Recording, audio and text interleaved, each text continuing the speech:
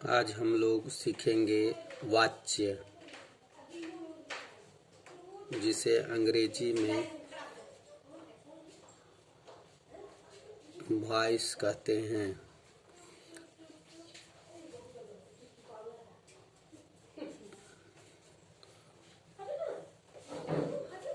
परिभाषा।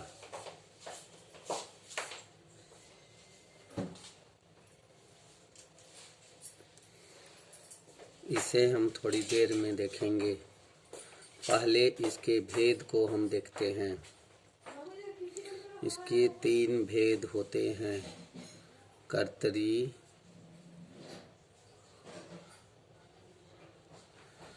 कर्म और भाव। इसके परिभाषा के लिए हम इसके भी वॉइस के भी को देखते हैं। भी से हम बनाते हैं वर्ब। वर्ब का हिंदी क्रिया होती है। वॉइस अंग्रेजी में पुकारते हैं, हिंदी में वाच्य कहते हैं। वाच्य का अर्थ होता है वाचन की कला।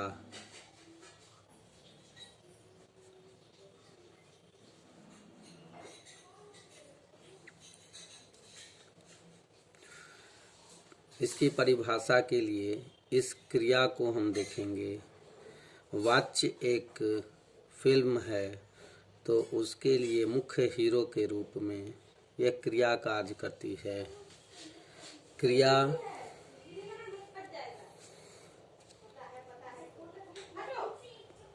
को हम परिभाषा के लिए प्रयोग करेंगे। वाच्य की परिभाषा के लिए वाक्य में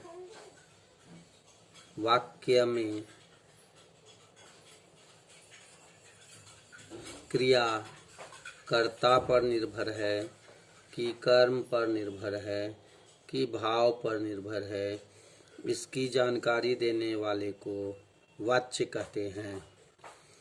वाच्य के 3 भेद कर्तरी, कर्म और भाव को देखें।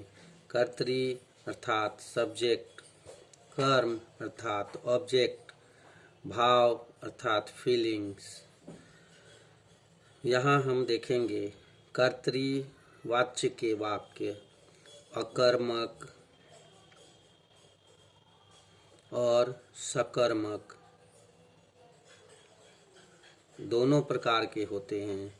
कर्म वाच्य के वाक्य केवल सकर्मक होते हैं और भाव वाच्य के वाक्य केवल अकर्मक होते हैं।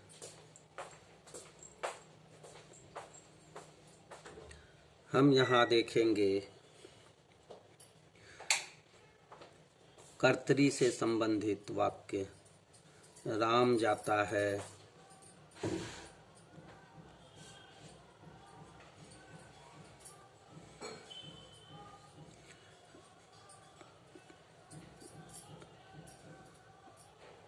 राम आम खाता है।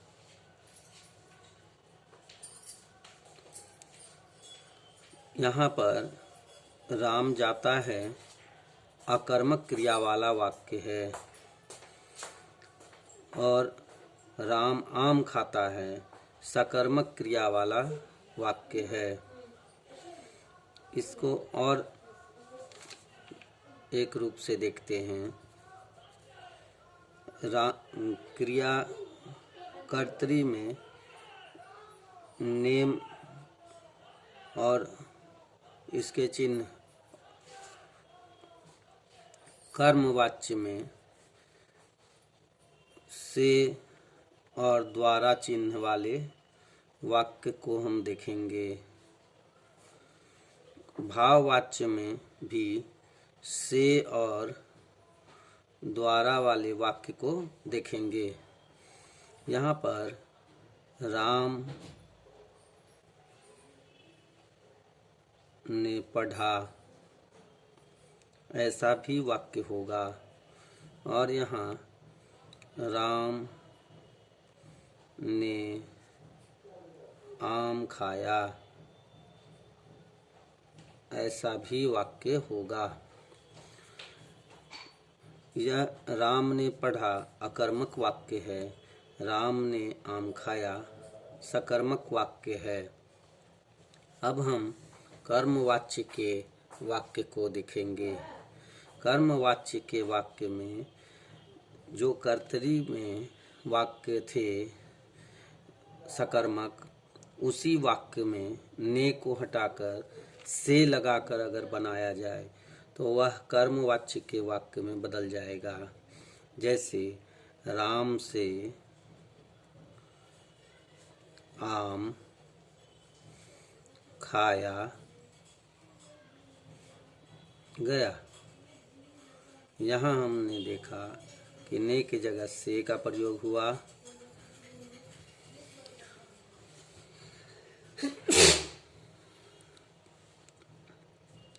ठीक उसी तरह से कर्तरी के अकर्मक वाक्य में ने को हटाकर से लगा दिया जाए तो यह भाववाच्य के अकर्मक वाक्य हो जाएंगे। तो यहाँ देखते हैं, राम से पढ़ा जाएगा।